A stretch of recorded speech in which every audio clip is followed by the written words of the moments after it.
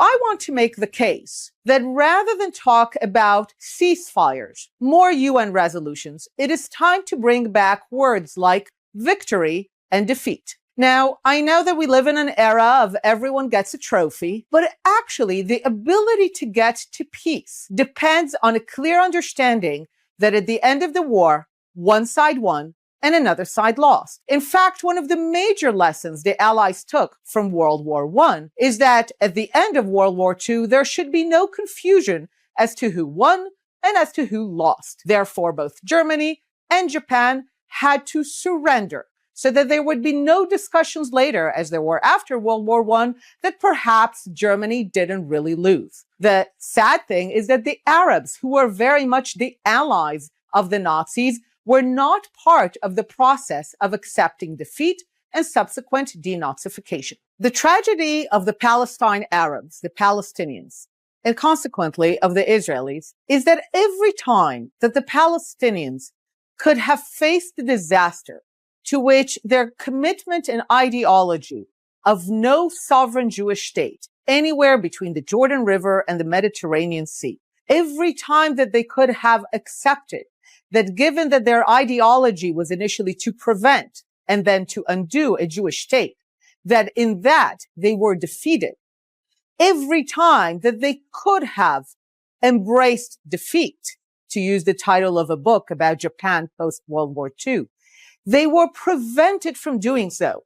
They were so-called saved in order to keep thinking that they were not defeated and therefore that they could still win.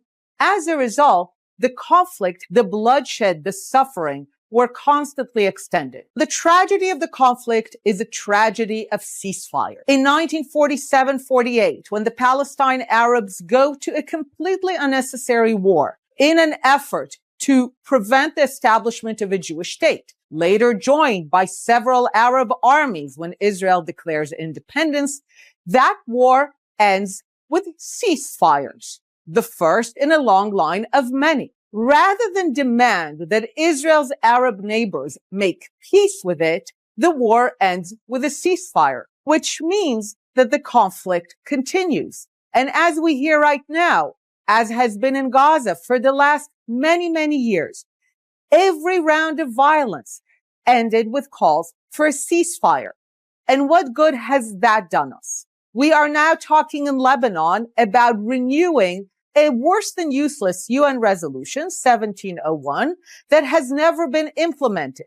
On what basis do people bring it back now? So now is the moment to actually demand that this war end as follows. Israel wins. Hamas and the Palestinians accept defeat of their ideology of no Jewish state. Lebanon accepts that this war ends only in peace, not another useless UN resolution, not a ceasefire. In foreign policy, in governance, in parenting, there is a difference between feeling good and doing good. Feeling good is calling for a ceasefire. Feeling good is talking about UN resolutions. It does no good. It actually does the opposite of good. It extends the conflict. It gives the wrong incentives. It makes it possible to just say, we haven't really lost. We're going to continue fighting another day.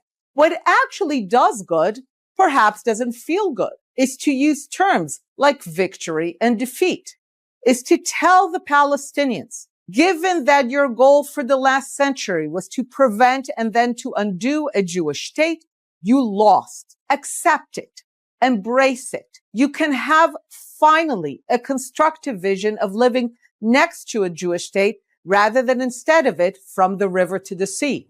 Israel has no territorial dispute with Lebanon.